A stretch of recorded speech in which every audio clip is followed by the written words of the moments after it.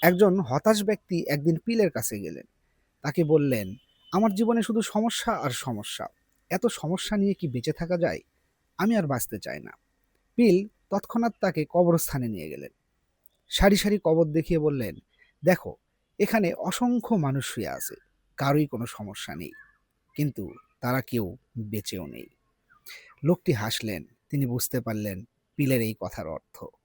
তারপর থেকে তিনি একটি সুন্দর এবং সুখী জীবনযাপন করতে থাকলেন। এই গল্পটি পাওয়ার অফ পজিটিভ থিংকিং নামক একটি বই থেকে নেওয়া হয়েছে। এই গল্প থেকে আমরা শিখতে পাই, মানুষ যতক্ষণ বেঁচে থাকবে ততক্ষণ তার সমস্যা থাকবেই। পৃথিবীতে একজন মানুষও খুঁজে পাওয়া যাবে না যার কোনো সমস্যা নাই।